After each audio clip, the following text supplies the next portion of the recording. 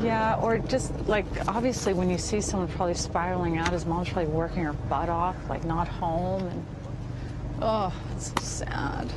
This poor little baby's getting killed. Ugh. Friggin' Philip Palmer, the way he announced that girl, I thought I was gonna lose it. Just lose it, the way he said it. Ah. Who are you talking to? Myself. Oh, I was talking to Mark too. Oh. I'm just saying in general, it's just so sad today. What it's so awful. It's terrible.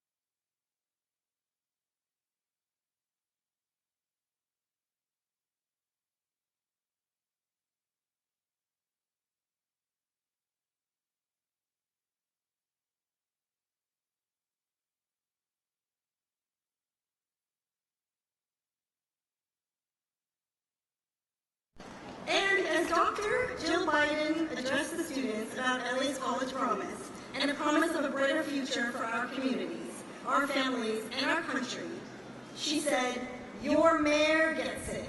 Your lieutenant governor gets it." Well, folks, our mayor was the first one to step up and invest in his second year of college promise. So students were going for 2 years before the state made that investment. Our lieutenant governor at the time is now our governor. And soon, the woman who led this movement and kicked it off in the Los Angeles Community College District will be our First Lady.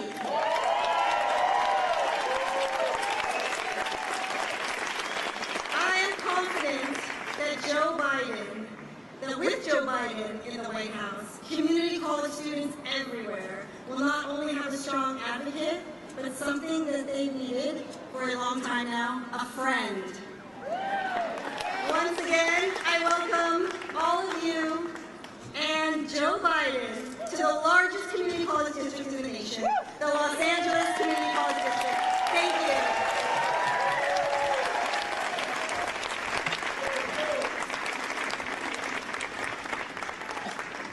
you. Ladies and gentlemen, Jeannie Cabrera.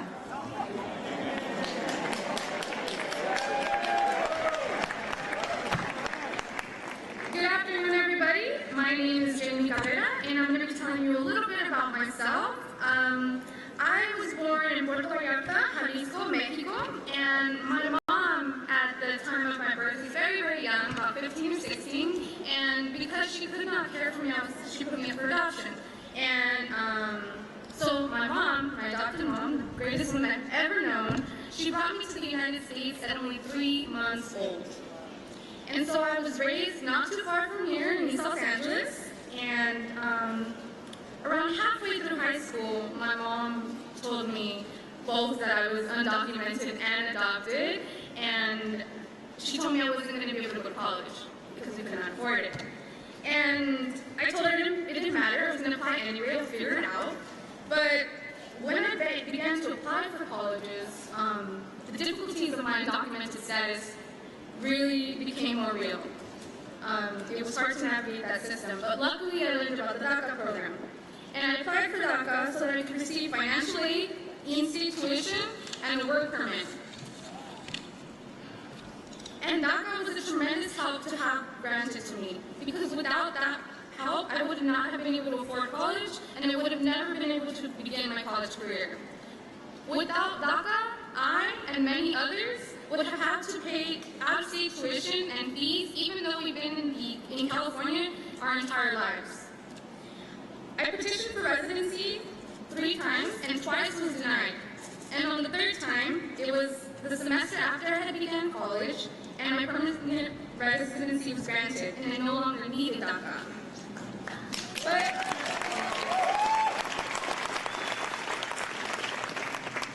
being a former undocumented student and a DACA recipient, I understand the great need for this program. It gives those who, like me, who have been raised here since a young age, a chance to work and go to school. Having to navigate the college system as an undocumented student is an incredibly difficult task. There's very limited resources and information is very, very hard to find. I graduated in 4 years and was the first in my family to graduate from university.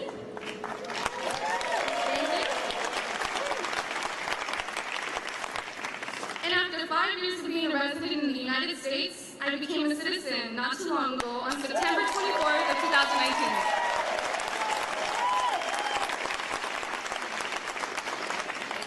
I want to highlight that there are thousands of others like myself who contribute to society every single day.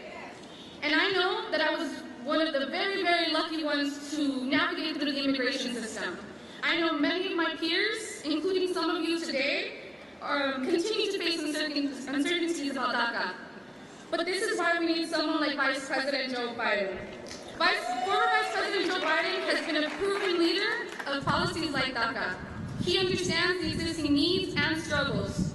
And this is why I support Biden for president, and I encourage people to sign on to his campaign by texting California to 30330. Thank you.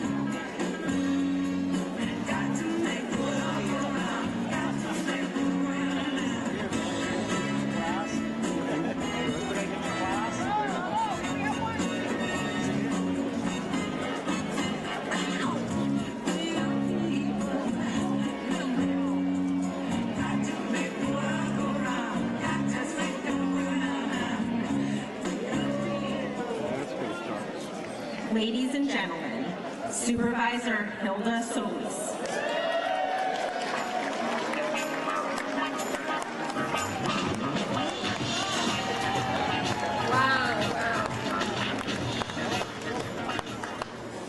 Good afternoon, everyone. Welcome, Los Angeles. And buenas tardes to all of you here. Thanks to LA Trade Tech for hosting us. And I want to thank every single one of you for coming out here this afternoon. Give yourselves a big round of applause.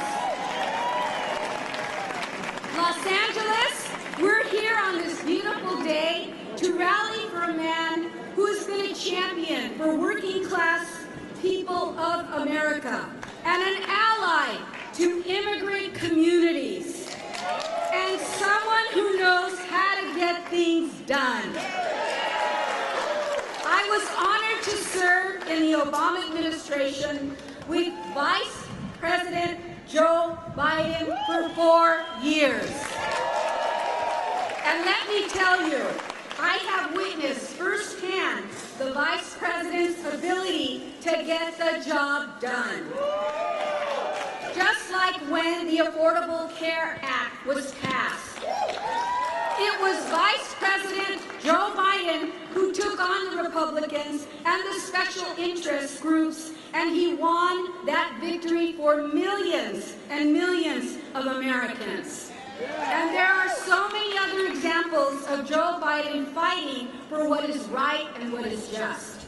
Just like when he introduced the landmark Violence Against Women Act in the Senate back in the 1990s, when very few people in Congress would take on that issue. He was the one who built the bipartisan support to turn the bill into law, and women are now safer because of it. And when we were in the midst of the Great Recession, as former Labor Secretary, I accompanied the Vice President and Dr. Jill Biden on an 800-mile bus tour around the country to visit and invest, guess where? In our community colleges. And that's why we're here today. We did so because we know that community colleges like LA Trade Tech provide low-cost training and education and apprenticeship programs that lead to middle-class jobs. And when he is president, Joe Biden is going to make sure that we create good-paying union jobs so we can expand the middle class and expand and grow this economy. The Vice President and I also traveled to Michigan, Ohio, Pennsylvania to promote green jobs, revitalize the auto industry, and supported our union, our auto workers. His values are immigrant values as well.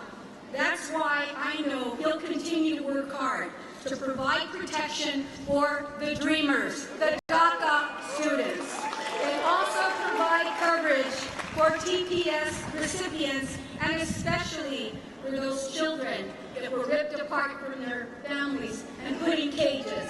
That is not our American values. He doesn't believe in separating families and putting children in cages. And I know that for a fact.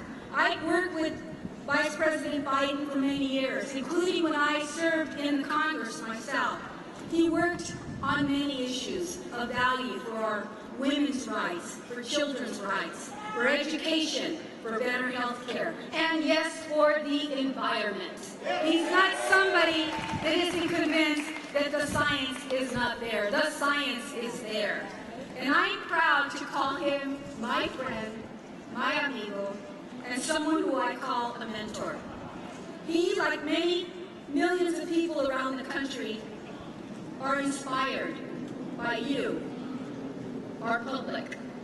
Those people that work every single day, that work so hard to get things done, but don't ask for much, but know that that's what our values are. He's here to unite us, and he's here to make some big investments in education, and that's why we're here today too. And he's one of those individuals that doesn't have to be tested on day one. It's not going to take him 100 days to figure out what to do. He will accomplish a lot more in those first 100 days. And just as Vice President Joe Biden says, it's about the very soul of our nation. And if you understand that, this is what the heart of the matter is. It's doing the right thing. And it's making sure that we make Donald Trump a one-term president. And that we restore those values that made our country and make our country so great. So, enough of the Trump administration. No more 4 years of corruption and hatred. No more hatred. We're going to elect a president with integrity, with compassion, and respect for the rule of law. Someone who from day one can and repair the image of our great country and show the world where we belong. We're going to send Joe Biden to the White House once again. Yes, we can. Yes, we can. And sí se puede. And so, without further ado, it is my great honor to introduce to you the man of the hour, the 47th Vice President of the United States, and our next Democratic presidential nominee, Joe Biden.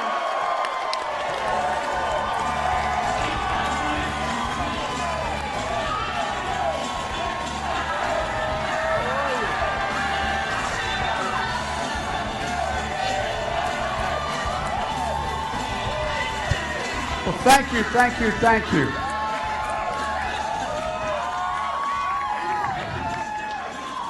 President Dr. Jones, thank you for letting me come on campus. I appreciate it. I'm Joe Biden. I am Jill Biden's husband. And Hilda's friend. And I tell you what, Hilda, you were incredible. Thank you. Thank you, thank you, thank you. Look, folks, you know, thank you.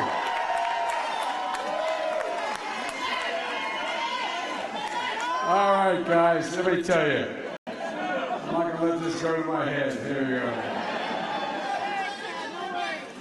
If I can start, I have to start on a bit of a somber note, as you all know. Today is a stark reminder. 2 wounded, 3 dead. Young man being carried down the stretcher, and the press person hears him say, "What kind of world is this? What kind of world is this?" You all know what happened. You know the shooting not far from River Santa Clara. The gunman comes in, based on what I've heard so far, with a 9mm pistol, can hold up to 10 rounds. With bullets that not only wound, 22 caliber shot, you may be able to survive. 9mm shot goes through your lung, goes through your heart, goes through your body. It's devastating. And folks, you know, this has become intolerable for a long time.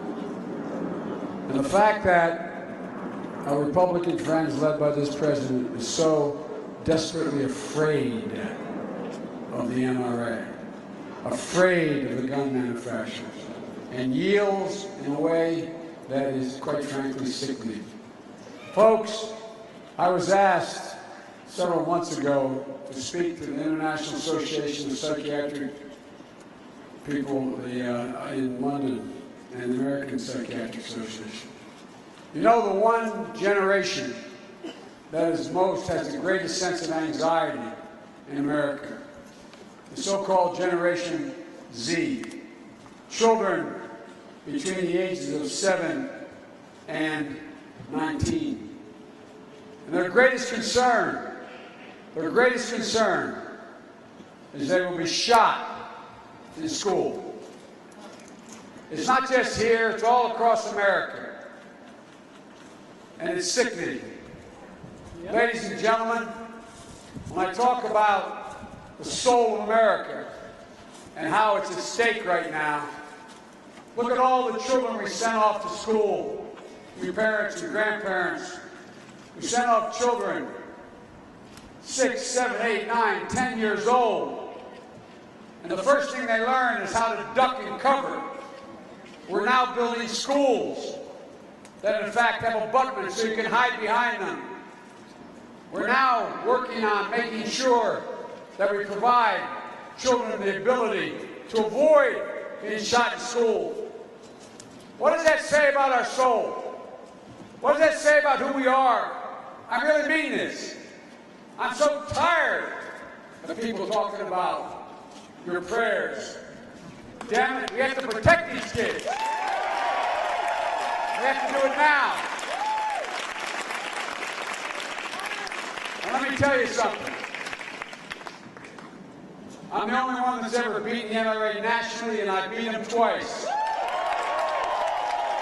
When I went up early on to Sandy Hook when all those young children were murdered, their bodies piled on top of one another, I met with not only the folks who survived and the parents who lost a child, but I met with the police.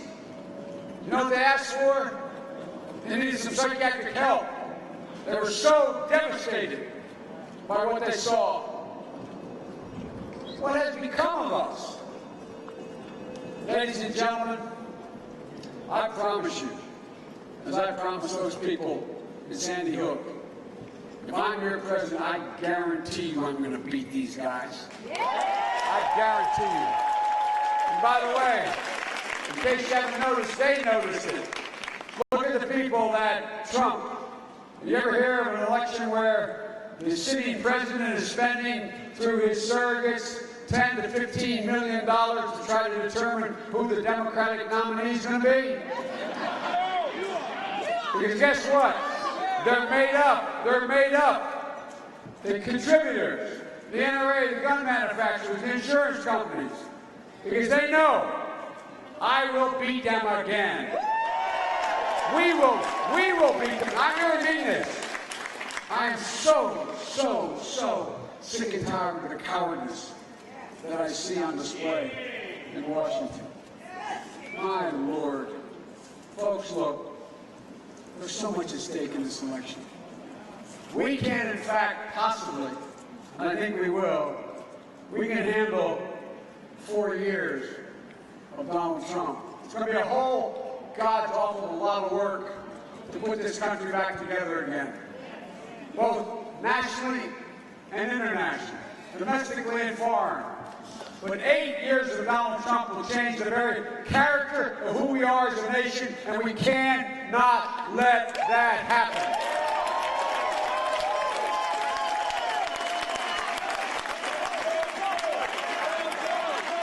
Folks, you know, and it's not, I mean this from the bottom of my heart, it's not enough to defeat him. We have to beat him back. No, the reason we do is not vindictiveness, it's to make clear the future presidents, you cannot behave by spewing hate, dividing people. Look what he did when he came down the escalator when he announced. He said, I'm going to go after those Mexican rapists. That's how he started his campaign. Look what else he's done. He talks about the invasion of Hispanics and Latinos as if somehow there's a plague on the way. The words presidents speak matter. They matter. They can, in fact, rise and fall, make markets rise and fall. They can send brave women and men to war. They can bring peace, but they can also give oxygen to the hate that lives under the rocks. Ladies and gentlemen, hate only hides. It never goes away. It only hides. And when the President of the United States says the things he said about people of color, about Hispanics, about across the board, I could name so many examples of the way he talks. It breathes oxygen into the air for those hate groups. I come out of the civil rights movement. Well, no, I'm not bragging. I'm happy. I'm proud of it. But I don't mean I'm in some great shakes. But like when I was a young kid in Delaware, we had the 8th largest black population in America. That's how I got involved in public life. And when Barack Obama came down, Barack Obama asked me to be his vice president. I was waiting on a platform of a train station, an Amtrak station in Wilmington, Delaware, waiting for an African-American man to pick me up, coming from Philadelphia, to take me 129 miles down to Washington to be sworn in as president and vice president. And as I stood there, I realized that same platform I stood on almost 40 years ago to the month I got home from law school and Dr. King had been assassinated. Hate was in the air. My city was the only city in America since the Civil War occupied by the National Guard for 10 full months with drawn bayonets. I came home and I got a job with a really fancy law firm. But after 4 months, I couldn't do it. I quit and became a public defender. I'm not saying that for crap, but I became a public defender so I could deal with what I saw happening in my town. And we used to interview my clients initially when they'd be arrested, they'd be taken to holding places down at the station. And there I was standing waiting for a rocket, all of a sudden it hit me. And 40 years ago that month, in January, I wondered whether or not we could ever bring black and white together in my city. And we did. And I called my son, my deceased son, and my other son, and my daughter up, and I said, look over here. This is the South Side. It was burned to the ground. Southeast Wilmington, there was nothing. They bulldozed out down all the homes. And then there's a place called East Lake across the river, same thing. And I said, it's built up again. And I said, here we are. Don't tell me things can't change. I'm waiting for an African-American man to pick me up. I never thought I'd see this. But I made a mistake. I thought that you can, in fact, defeat hate. Like I said, it only hides. It never fully goes away. And our silence, when it rears its ugly head, is complicity. It's complicity. So here I was, sitting as Vice President of the United States, like all of you, in 17, watching these crazed neo-Nazis and racists coming out of the fields in Charlottesville carrying torches, spewing the hate and vile bigotry that they say, accompanied by the Ku Klux Klan. And the young woman was killed resisting the hate in that historic town. And I asked the president, what do you think? Remember what he said? He said what no president has ever said, including Andrew Johnson before the Civil War. He said there are some very fine people on both sides. No, I'm serious. Think about it. It not only shocked the nation, it stunned the world. But he didn't stop there. His embrace of thugs and dictators like Putin and Kim Jong-un. By the way, I got a high compliment today. My staff told me that from North Korea, they said that Biden's election would be a terrible thing to happen. I'm paraphrasing. They're damn right it'd be a terrible thing to happen. They got the wrong guy. Like I said, the only thing I know for certain is that Vladimir Putin doesn't want me to be president because all those boxes on the air that put out there. He also knows that Trump doesn't want me to be the nominee. Well, now I'm going to give you a moment after I finish. I'll give you all the moments you want, okay? But here's the deal. Here's the deal. Look, where we are right now is we have a gigantic opportunity to turn this around. Turn this around in a way. And here's the deal, folks. Look, the fact is that we're in a situation where if we take a look, my dad used to have an expression. He'd say, you know, remember, Joe, nobody is better than you, but everybody's your equal. Everybody's your equal. And by the way, that is what we've always said as Americans. But that's not what's happening today. That's not how it's working. Even our economic system isn't working that way. We're in a circumstance right now where not only yielding to special interest across the board, but we in fact are unwilling to understand there used to be a basic bargain in this country. If you were part of an enterprise that did well, you got to share in the benefits. And if it didn't do well, you got to share in the losses. That's changed today. It's no longer that way. What happens is, you see what's happening in corporate America. Productivity is up because of the workers. Profits are way up. And what are they doing? They're buying back $1 trillion worth of their own stock. They're not investing. in workers, not investing in growth, not investing in advancement. And folks, that's not how it's supposed to work. When we moved from Scranton, Pennsylvania, when coal died, my dad was on hard times. We moved down to a little steel town in Claymont, Delaware. We used to have 4,000 steel workers. There's none left now. My dad, every time someone would lose a job in our neighborhood or family member in a recession, he said, Joe, remember, a job's about a lot more than a paycheck. It's about your dignity. It's about your honor. It's about your place in the community.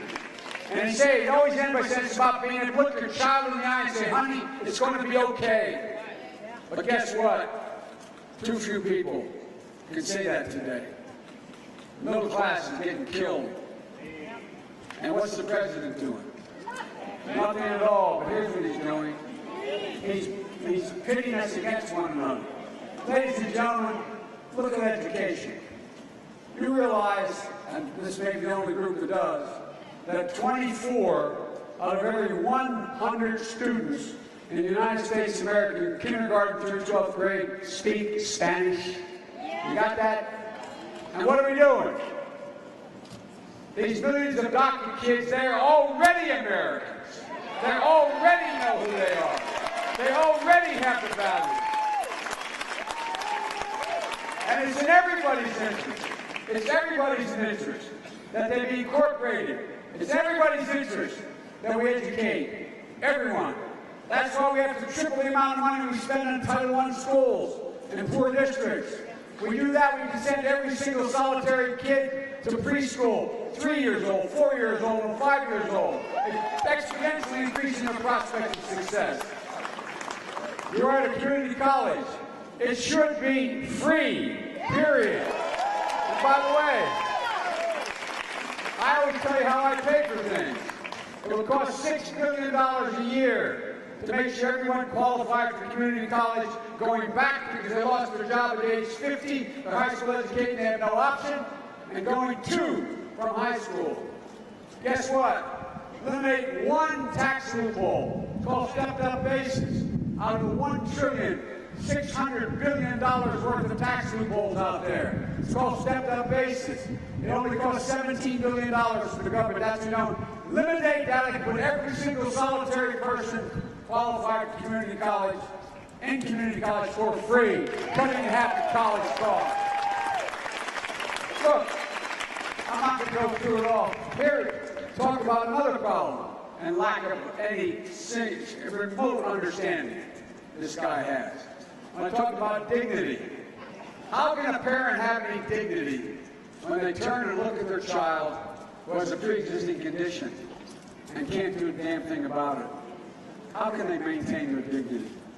How can they maintain their dignity to look at a child who has talent and capacity to go beyond high school, and mom and dad are sitting at the kitchen table and said, who's going to tell them we can't borrow the money, we can't get them there? How can they maintain their dignity?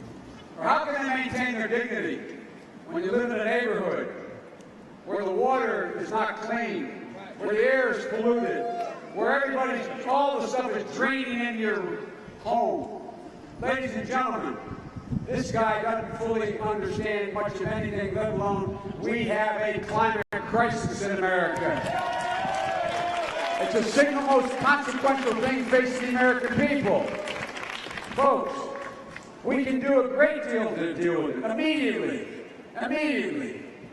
We can change the way in which we deal with climate change overnight, and in the process create jobs that don't pay $15 an hour, but pay $45 an hour. For real.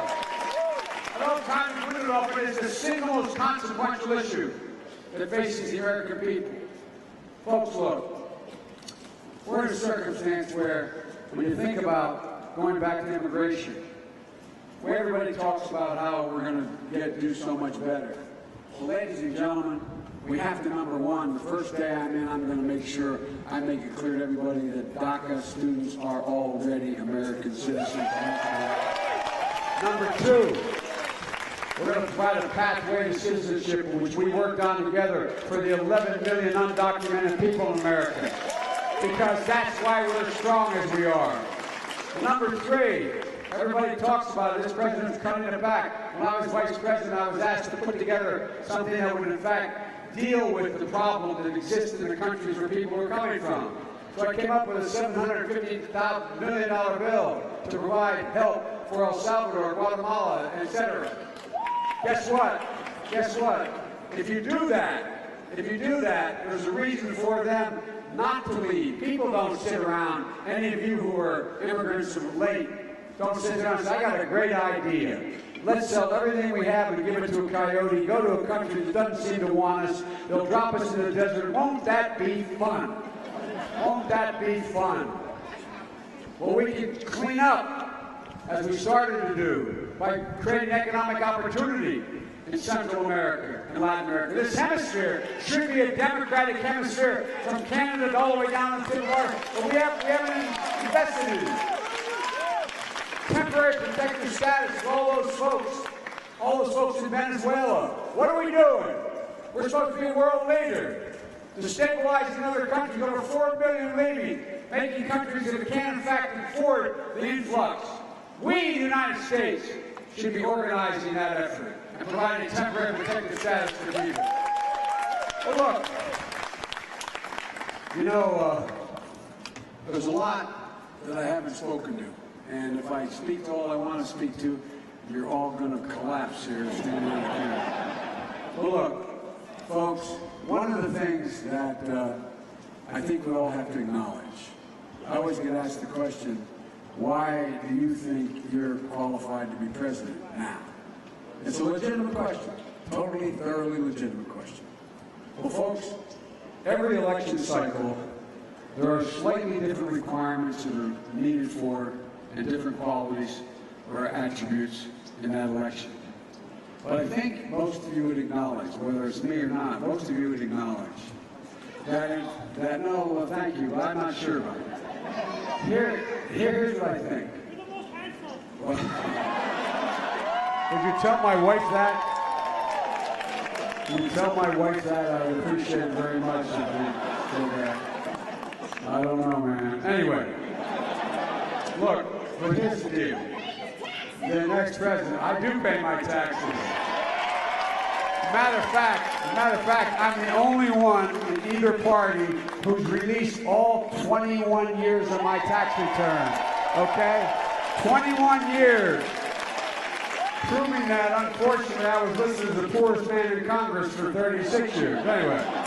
But I wrote a book about my wonderful son. I made more money doing that unintentionally than I made my whole life. And guess what? It was wonderful. I was able to give away over $1 million, but I never had that much money in my life for violence against women issues. But anyway, here's the deal. The fact is that if you take a look at it, the qualities that are needed most for the next president are the, how can I say it, what's within our wheelhouse.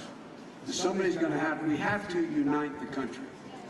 Now, I know a lot of folks that are running for the nomination with me think that's naive. I find it interesting. They talk about being the old guy, but I'm a naive guy. I don't quite how that works, you know what I mean? But folks, look, if we don't bring the country together, we're in real trouble. Because it just means that all power moves to the executive and it becomes by executive orders and rationale, and our democracy suffers greatly. And I have a pretty good record of bringing people together. I have a pretty good record of bringing Democrats and Republicans together. And by the way, I'm not saying I can convince the Republicans to do the right thing, but with Donald Trump out of the way, he scares the living hell out of all of them. No, he does. Look at the senator from Alabama, the former senator, attorney general. Please don't say anything negative about me, Mr. President.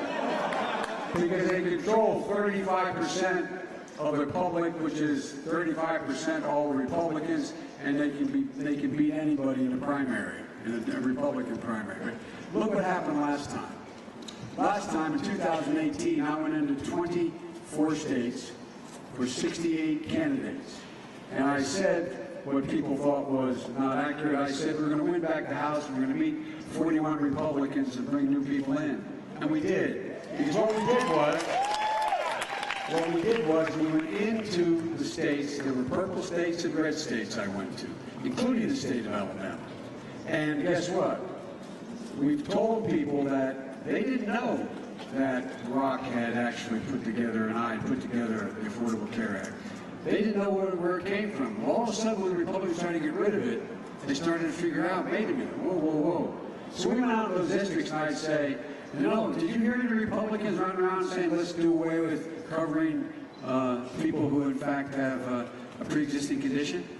Do you hear anybody talking about how we should get rid of the fact that you can be on your parents' policy till 26? Do you hear anybody talk? And all of a sudden they were quiet. And we went in. They went in and we won. Well, there's a lot of things people have now learned. You know, when the Carney show comes through town the first time, and you find out there is no P under any one of the 3 shells, the next time it comes through, you go, whoa, Jack, I'm not so sure about this. So, folks, we have an enormous opportunity to bring the country back together. And here's what we did. You know, for example, the end of our last term, when Hilton and I were together in the administration, after Trump had been elected, I was in charge of a thing called the moonshot for cancer. It's one of my great concerns, cancer. And so we had a proposal called the Cures Act. It was almost $9 billion. Trump had already been elected, declared the winner. They said nothing else was going to happen. The Republicans said nothing would happen between now and the time he was sworn in. But 2 weeks before he got sworn in, I was able to put together a coalition to provide for $8.9 billion, $1.9 billion for cancer research alone, and we're changing the way things work. My generic point is, there's a lot of things we can't agree on. The things we can't agree on, we just go out and we beat them. We just go out and we beat them. The second thing, and I'm going to say something outrageous, but I believe if you check it out, it's true. I'm the only one running who's ever passed anything really big. I ain't got anything done. No, for real. And in part because I've had a chance to do it, but also because I don't question the other person's motive. I question their judgment. If I go out and I say to you, the reason why you won't agree for this is because you're in the pocket of it, you're this, you're that, well, guess what? I say, now let's make a deal. Doesn't work out. But if I say, I think you're dead wrong, but let me tell you why I think we can do something. You can get things done. And so, folks, politics becomes so ugly and dirty and personal. It's got to change, and we can change it because the American people are sick and tired of it. But we got to demonstrate we're ready. Last thing I'll say to you, and let you all go. Well, I'm happy to stay. Look, the last thing I want to say is that the next president of the United States is going to have to be, well, hopefully that's true. Let me put this.